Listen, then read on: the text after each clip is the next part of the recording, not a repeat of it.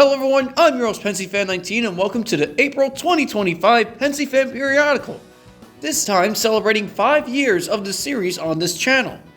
This is a monthly news series which covers most of the major railroading headlines from around the world, as well as my opinions on them. We have a lot of articles to go over today, so with that in mind, let's get rolling.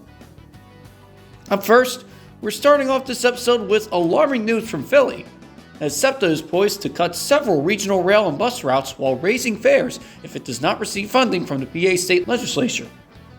Like several other agencies across the country, SEPTA is experiencing a fiscal squeeze due to lower post-pandemic ridership and the end of federal funding that helped offset the effects of the pandemic. But SEPTA is also facing a budget shortfall since increases in state funding that were passed by the State House have not passed the State Senate, with Pittsburgh Regional Transit proposing similar drastic cuts because of this. Such devastating cuts for SEPTA, projected to start on January 1st, 2026, if no funding is secured, include entirely eliminating the Trenton, Kenwood, Chestnut Hill West, Paoli-Thorndale, and Wilmington-Newark lines, replacing the Route 15 trolley with buses, and cutting all regional rail service after 9 p.m., with countless other service reductions on all other regional rail, trolley, and bus routes. Despite the devastating service cuts, this isn't the first time that SEPTA has proposed such drastic cutbacks, as previous SEPTA doomsday maps have been published to showcase the lack of service if SEPTA didn't reach a funding deadline by then too. Based on these examples, SEPTA has been in tough situations like this before, which is why I have at least some hope that SEPTA and the state of Pennsylvania can work their way out of this situation too, although admittedly this time might be a bit more difficult to do so. Thankfully, thousands of people have come out to showcase their support for SEPTA at several public hearings, and several politicians from both parties are working to try to pass SEPTA's funding. So like everyone else, I hope that proper action is taken in order to guarantee necessary funding for SEPTA not just for the next 2 years, but for several more years to come. Speaking of which, here's some interesting news. SEPTA has released bed sheets of their map. Some Metro North New Haven Line express trains are now faster than the Acela. BNSF CEO Catherine Farmer has been nominated to the American Airlines Board. Deltarune Chapters 1 through 4 was announced for the Nintendo Switch 2 the same day as the Five Nights at Freddy's 2 trailer and the South Park Season 27 trailer. LNER Tornado is the first steam engine to be equipped with ETCS. Madrid and Delhi are developing ways to move freight by their respective subway systems. Dutch train operator RRREIS has placed historic Plan V EMUs back into service due to an equipment shortage. The Easter Bunny was spotted on an Arvario Bayern train in Germany. Box Mover has proposed various freight cars with rotating frames. Remora is to develop a carbon capture tender to be placed behind diesels. A CSX Chivo led a 2-car mixed train running long hood forward at Folkson, Georgia. Norfolk and Western 1218 has been added to the National Register of Historic Places. And NJT has wrapped ALP 45 number 4506 and 2 buses in an Autism Acceptance Month wrap for Autism Awareness Month, thus being the first instance of a train being dedicated to autism awareness. Now here's a follow-up news section for articles covering stories from previous episodes. Highway funding could be reduced due to the continuance of congestion pricing. The Inglewood People Mover has been converted into dedicated bus lanes. The Mississippi Delta Railroad has transferred ownership from Rock Island Rail Service to American Services Rail. The Cumberland and Knox Railroad is to operate the Rockland branch. Sierra Northern has tested their hydrogen-powered genset. Reading 2100 has been steamed up as AFT 250. Union Pacific has released SC-60M number 1616 to honor President Abraham Lincoln. Amtrak has placed Amphileets in service on the Cascades as a stopgap for Horizon coaches. And the same railroad has renamed their Gulf Coast service to Mardi Gras, with service between New Orleans and Mobile projected to start this summer.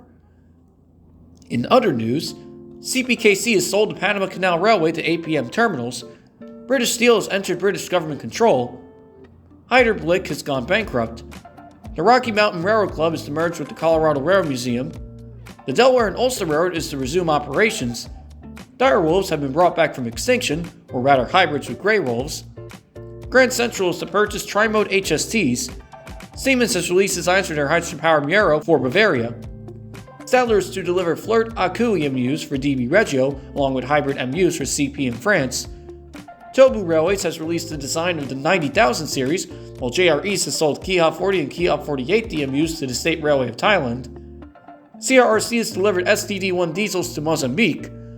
Also Rail's Euro 6000 has started service, along with Czech Railway's autonomous railcar. Leach has commenced operation of their light rail service.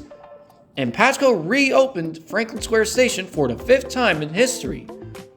Also, happy 60th anniversary to the Livonia, Avon, and Lakeville Railroad. Happy 40th anniversary to SEPTA's airport line. And happy 20th anniversary to YouTube. After all that, it is now time for this month's Meme of the Month. This month's Meme of the Month is getting excited about trains. And now, the top story of the April 2025 Pensyfan Periodical is Amtrak loses Texas Central but wins Penn Station. That's right, everyone. For this 5-year special, we have a tie for the title of top story, as Amtrak was kicked out of the Texas Central Railway project while gaining complete control over Penn Station redevelopment. Both of these stories are related to Amtrak's role in 2 massive infrastructure projects in the country, and both projects have several interpretations by the news with unclear implications on the future.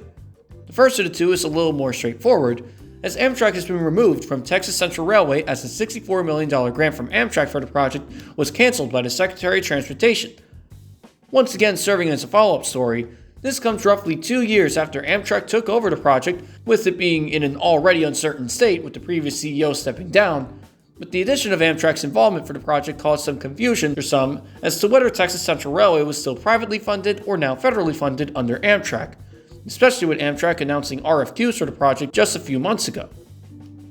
Even though most media news outlets suggested that the project was canceled as a whole with the cancellation of the grant, this is thankfully not the case, as the project has simply been reprivatized in a way, with Texas Central now being funded by Klein-Heinz General Partners. To be honest, I don't have too strong of an opinion regarding this news, other than it might take a little bit longer to complete now that it changed ownership, and the new financial backer likely has to complete a few more steps before the project can make more progress when compared to practically guaranteed funding from Amtrak.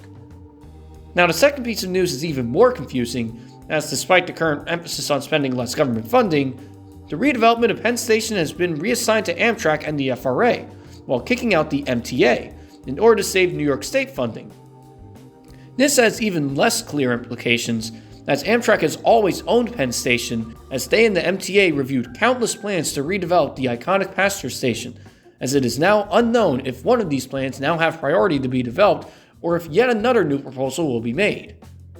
Seeing that there seems to be a lot of news regarding the topic, but no clear explanation as to what this could mean for the project as a whole, this results in a first for the series where I'm absolutely stumped as to what to say regarding the project.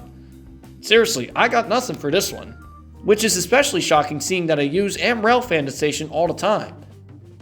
All I can say regarding these 2 projects is that I hope they and several other rail projects in the country continue to get the attention and funding they deserve, and that rail transit as a whole continues to grow during these ever-changing times. I'm just glad that these 2 particular projects were just transferred instead of cut entirely, as it leaves at least a little bit of hope that the folks in charge at least acknowledge trains and are willing to help develop it, one way or another. Of course, it's also up to all of you to raise awareness of several other rail projects across the country that can help better connect countless communities by pitching ideas for new and improved services by attending town hall meetings and contacting local politicians. Many of these proposals can be implemented if the people in charge can have a better understanding of not just the project, but the various benefits of the rail industry as a whole. And all that can be made possible by reaching out and sharing these ideas on how to improve the rail industry far and wide. Thank you everyone for watching this month's episode of the Pensyfan Periodical. There have been a lot of rail news headlines for the month, and it will be very interesting to see what the future has in store for all of these articles. Thank you again for watching, and if you enjoyed the video, don't forget to like and subscribe for more. Have a good day.